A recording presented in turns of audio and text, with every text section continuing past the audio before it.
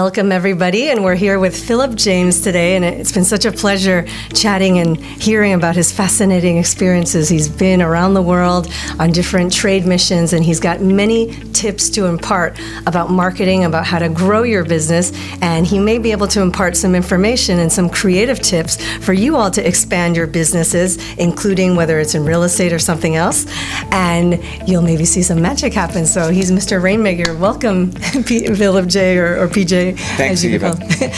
So tell me a little, we're going to speak about, let's say, 3 or 4 things, just to give you all a teaser. We're going to speak about his trips to South Africa and Trinidad. South Africa has the largest growing middle class in the world, and they speak English, so it's actually an incredible opportunity. So how you make global alliances, how you take other interesting marketing tips that other people may not have thought of during recessions is our second portion of it, and the third portion of it will be perhaps some social media tips or new media tips with mobile marketing or with LinkedIn. Maybe you'll learn some things you all hadn't thought about. So share with us a little. You worked on Madison Avenue. You've always been commission-based, and a lot of people would be sort of nervous about that. How did you perceive that? I always took commission sales as an opportunity to make money. Yeah. Some people don't have the discipline to do it.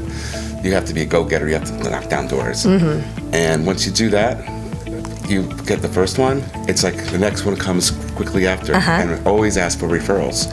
Always ask for referrals, yeah. And thank you notes. Handwritten, no email. Okay. Handwritten notes to people with a stamp. You're going to get more referrals after that. Referrals after that than doing an email, because everyone just has too much time to spend. So you stand out a little, You want to stand out. Yeah. You want people to remember you. Yeah, because I remember over the last 10 years, I joined some marketing groups, and they were saying snail mail actually could make you stand out these days because we're so inundated with 200,000 emails all the time. And Philip James actually has worked a lot with all of these Fortune 500 companies, so he did stuff that other people didn't think of to be able to get in. I mean, what were you able to do to sort of achieve or get those clients? When it comes to like social awareness, remember Y2K, everyone wanted to be compliant. Really, what did it do? Nothing.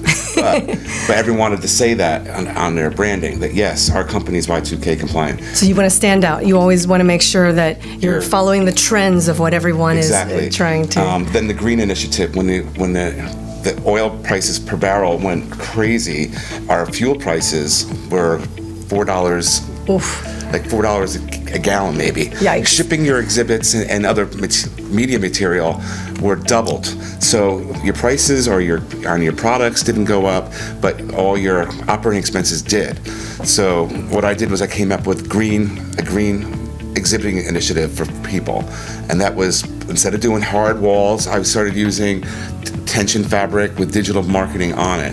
Nice. And I saw those pictures. Very impressive. Yeah. And the clients were very impressive that you worked with. Yeah.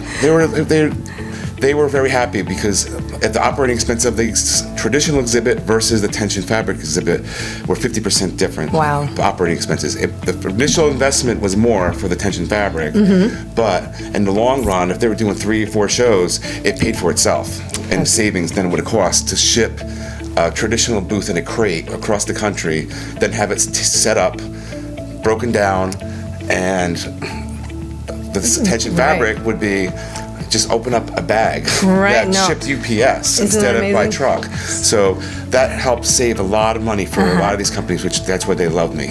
So yeah, that's the second tip. So make sure you try and think of creative ways to save your organization either money or time to be more efficient. Try and think outside the box. That was a great... The other thing is also I trained their staff how to exhibit.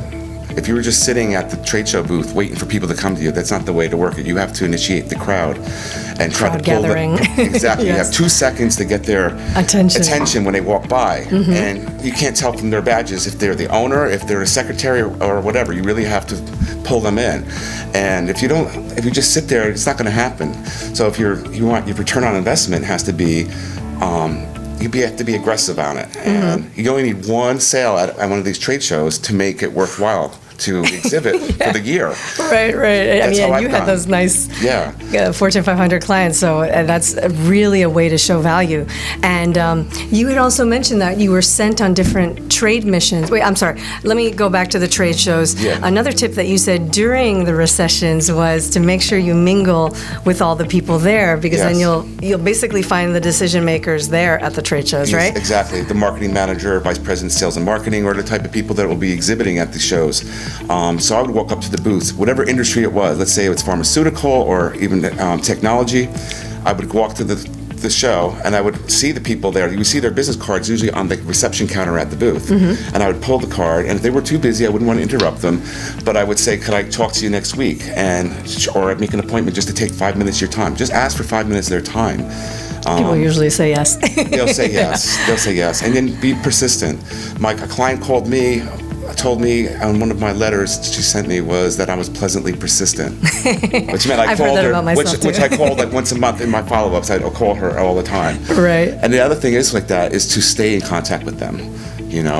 Once you sell or not, I don't call them sold. I call them the client is involved. Once the client is Right. involved. It doesn't matter what industry you're in, if it's real estate or pharmaceuticals, anything, it applies. It's You the want to same have principles. you don't want to sell them. You're consulting them with your knowledge. Mm-hmm. You're going to make them money. So never use the word sold. Correct, yeah. Always that you're getting them involved. And you know what? The karma that you project is going to come back to you.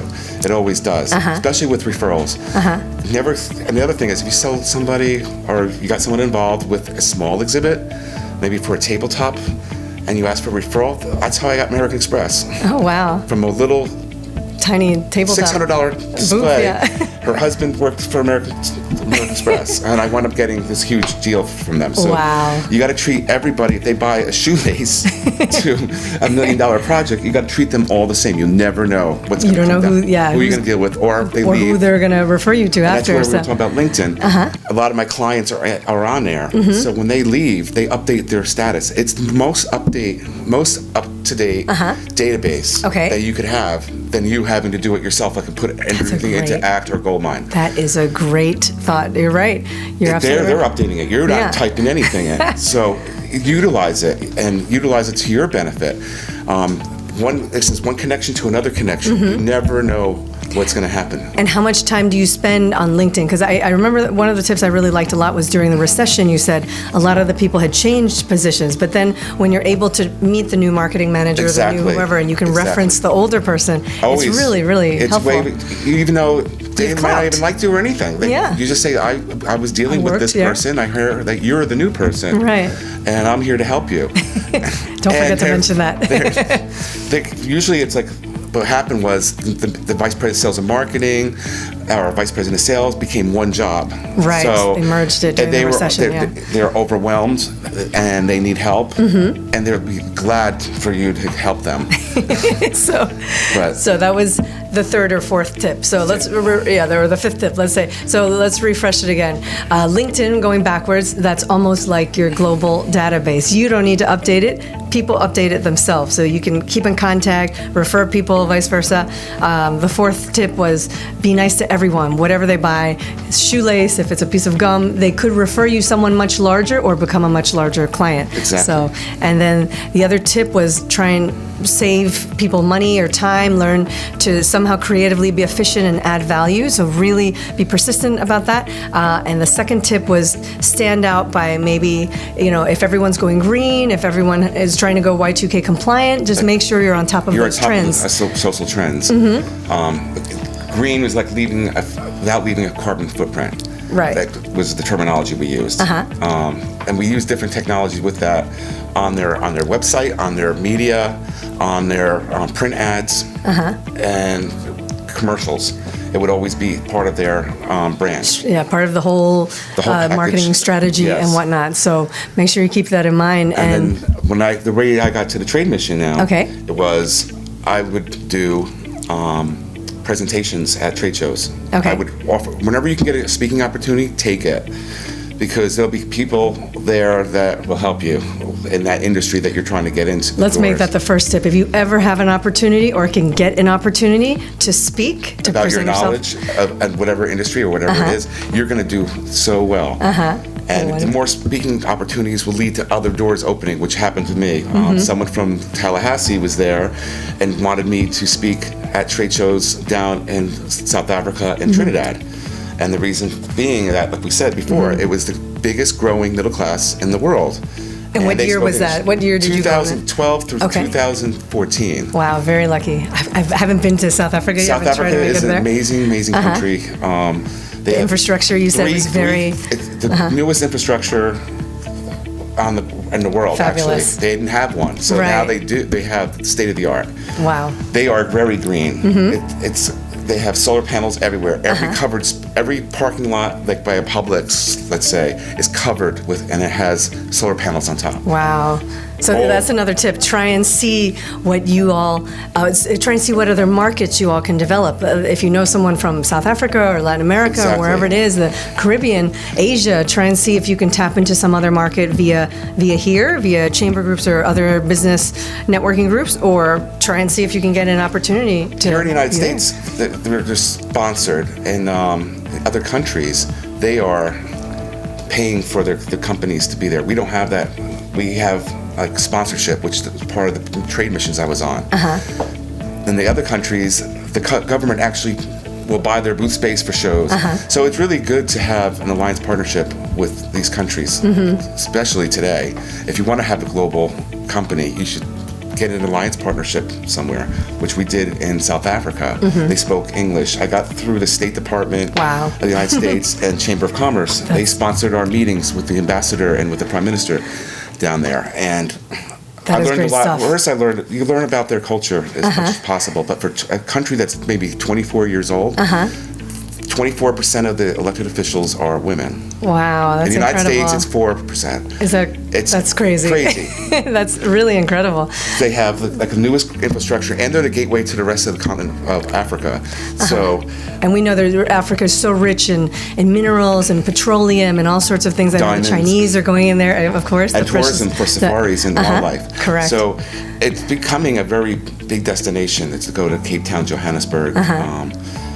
It's a long trip. It's like 22 hours from New York. They used to have a nonstop service from here in South Florida. They have the office here. They're trying to get their hub back. So that would alleviate a lot of another 6 hours of travel. Of travel, yeah, no, and So- that was our goal here, to showcase the international element we have here in South Florida, and you've lived here for many years. Yeah.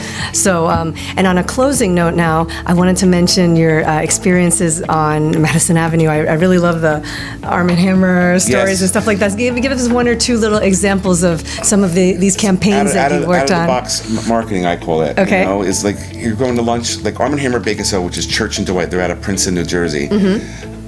They were two guys. They went out for drinks after work, and they started writing on a napkin ideas. One was like, use Arm & Hammer for brushing your teeth. Use it for your refrigerator. Keep it fresh.